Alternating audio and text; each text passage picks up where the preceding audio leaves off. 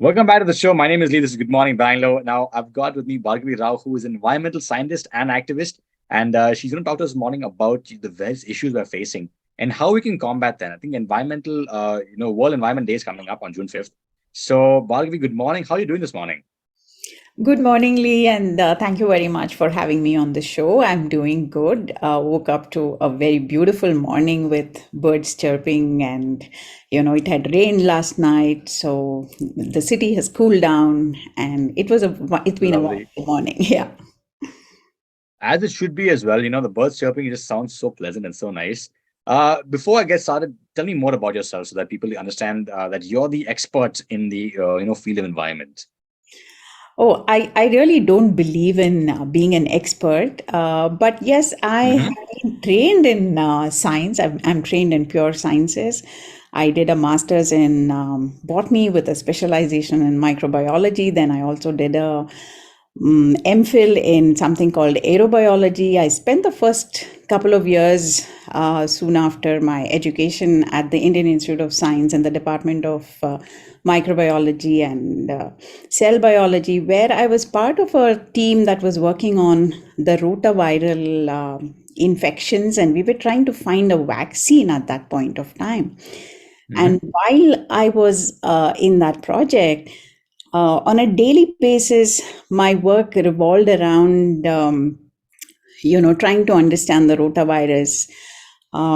We worked with uh, children, actually neonates, who suffered from diarrhea, and rotavirus affects neonates, and particularly is very fatal in countries like ours. And that was the need for Mm-hmm. this vaccine. So while I was doing that, something that troubled me was the fact that is vaccine the answer to diarrhea, or clean drinking water is the answer to diarrhea? And it troubled me to such an extent because access to vaccine, even the research and its infrastructure, for example, all the reagents and everything is super expensive. And at a time Right. when I was working, everything came from abroad, and we just couldn't waste even one drop of any of those reagents. We had to make sure that our work was very effective and efficient at all points of time. So that was what made me thinking. And also, I was probably not cut out for a life where you write papers and fill up journals, and that was not me. So that was when I decided to quit, and I did work as a lecturer and a school teacher. And then I found my space in the development sector, where I've been engaged with environment support group for the last 25 odd years. And Beautiful. it's been a wonderful experience because every day we are dealing with risks that vulnerable and marginal communities are facing on a daily basis. Mm. That is very fulfilling at the end of the day, and life has been very beautiful, I can say. That's so nice. So nice. So nice. So again, thank you for taking the time of talking this morning. It's so nice of you. Um, Climate change is a huge issue, right? It goes beyond. There's no borders. It crosses. It crosses every single border. It doesn't care about which nationality you're from. The UN has said multiple times that even though measures are being taken, we still seem to be spiraling downward to some changes. So, what are some recent changes that you've seen taking place around which can we can attribute to climate change? Uh, like we all know, the kind of lifestyle that countries across the world have now shifted to, the Hmm. paradigms of development, which are mostly about consuming. And this has caused extreme levels of production and extraction and mining. And you think about it, and it's all happening at a very large scale. And as a True. result, all these operations are obviously have added over a period of time to the impacts of climate change. And this is causing extreme weather events in a city like Bangalore itself. We now know that when I was a child, monsoon was a lot of fun because we used to walk down from school and stamping on those puddles of water and getting our shoes wet and getting spanked by our parents was like a fun thing. But now, even when my children were growing up, it has been a nightmare because we have heard stories of children being washed down the drains, in stormwater drains particularly, or in manholes, and you hear such scary stories.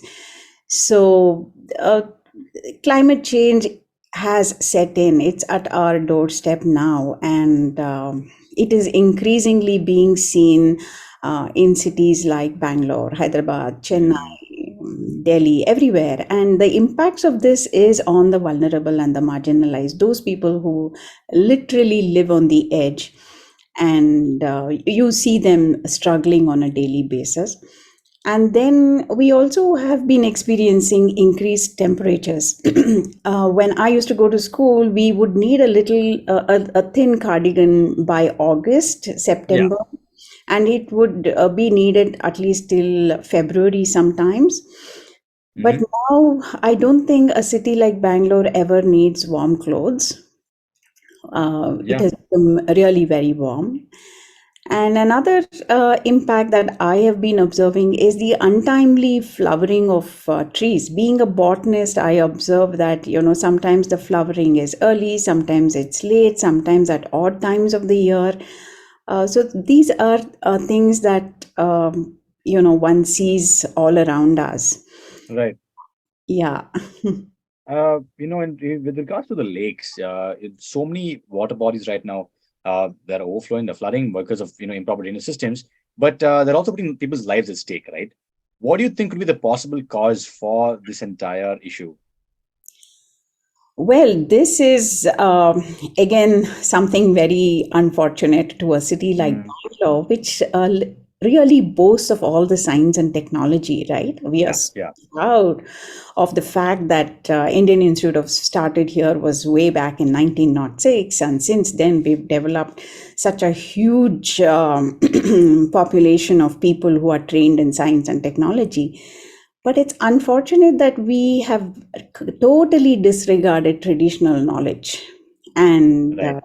it is the hubris of this fact that, we are good in science and technology, that we have failed to take care of the city from a scientific perspective. We have forgotten what it is to understand the hydrological landscape. The fact that Mm. the lakes here were man made, they were built over a period of time, and the fact that the city has a ridge that runs north to south, dividing the city into three valleys, Mm.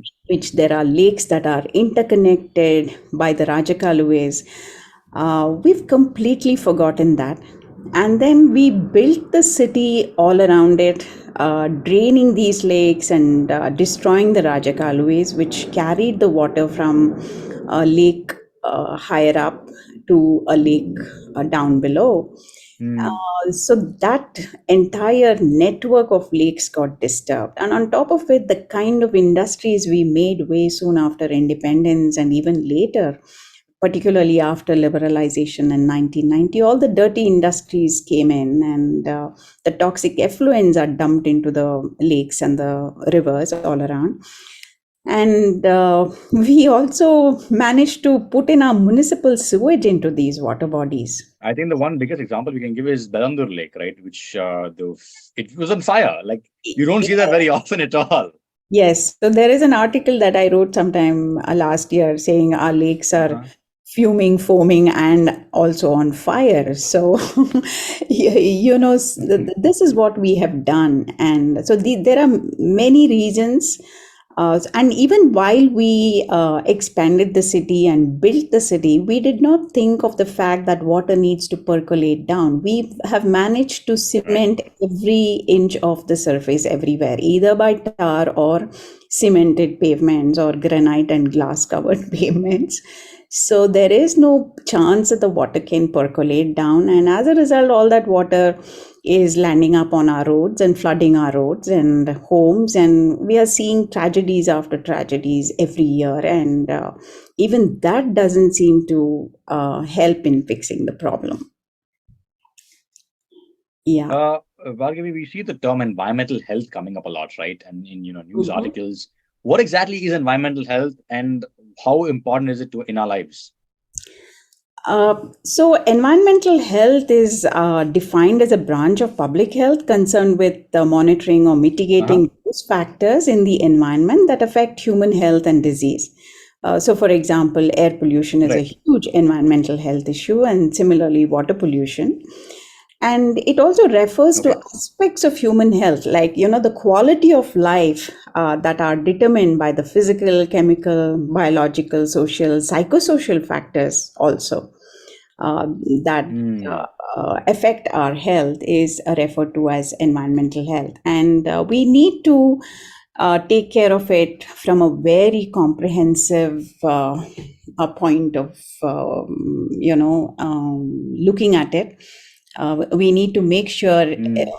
the city is safe, and the kind of food we are eating is healthy, there are enough recreational spaces for good health, because the environment we live in is like a major determinant of our health and well-being. So it's True. beyond clean True. air and safe drinking water and nutritious food. It is also spaces to live, and also about living without fear. That is also environmental Right. health. Yes. Yeah. That's amazing. It's so important that we have all these things, in our lives, right? Um, how can we as common citizens contribute to preserve our environment on a personal level as well as on a social level? I think we can all start measuring with the amount of waste we produce on a daily basis, because that just reflects our lifestyle. And understanding what happens to Right. the waste, Right. where is it going, where is it landing up, and whose health is it affecting is something that we need to start with, because that will automatically help us understand how much we are consuming, and similarly take Hmm. action at all levels. And it is not just waste, it is also about water. How many of us even know where we are getting our water from, and how much of that water is there for future generations? And we also need to Hmm. think about electricity and other resources, because in cities like Bangalore today, electricity is coming at a huge cost. See, all these days we used to talk about water coming at a huge cost, because Bangalore does not have any lakes Right. that are really with potable water. So we pump water all the way from Kaveri, which is 100 kilometers away, up a gradient of 1,000 meters above sea Yeah. level, and it comes at a huge cost. And now we have totally exploited all the groundwater, so we have no groundwater, and we are not harvesting any Completely agree. Yeah. rain. So it's only about 10% or so of the city that is harvesting rain. So that needs to happen at a on a war footing. Make sure that every house has rainwater harvesting, that is done meaningfully and not just as a high school project model.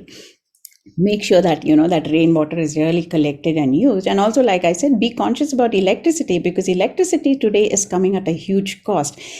We are all talking about renewable energy and shifting to renewable energy, but we need to be conscious of the fact that renewable energy is again coming at a huge cost. So if we understand what is happening in our solar parks, people are being displaced from their Hmm. lives and livelihoods. They have no livelihood today, and with no livelihood, there is no nutrition at the household level. And without nutrition, it is directly affecting the health of women and children, while men might manage to migrate out.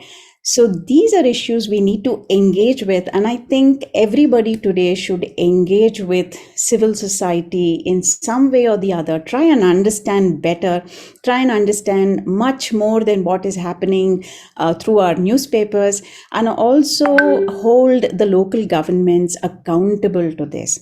We all need Right. to go to our ward offices, be engaged with the ward committees out there, and I think that will help solve a lot of the climate change problems, because these are all local problems which are not the same And also, a single solution will not be the same solution for all the problems. It has to be local, it has to be ground up. And I think instead of visiting places of worship, we need to be worshipping and celebrating in our ward committee offices, engaging with the people who represent us there to fix these problems. Thank you so much, Bhargavi. I didn't know, like, I mean, it's crazy how it's a domino effect, right? One thing leads to another, and so many things are displaced, so many things are affected by it. It's amazing. Any tips you could tell us, like, where we can get more information apart from newspapers as well? Any books that we can read to understand the depth of the issues that we go through? Certainly. So there are lots and lots of books written by very popular people like Arundhati Roy or Amitav Ghosh or Sainath. Mm-hmm. Then there are also, Bangalore and many cities today have many non-profit public interest organizations who are actually generating a lot of knowledge. And it's important to go through what they are Right. doing, what they are engaging with. Many of their websites are filled with a lot of this information. Just reading up will help all of us be much more aware. And once you are aware, you will obviously Yes. engage a lot more. Yes. Yeah. The first step is awareness. The second step is action. So thank you for making us aware this morning and telling us more about it. It's such a pleasure to have you here. Taking the time out for your busy schedule and talking to us and giving us more insight on the issues that we're facing.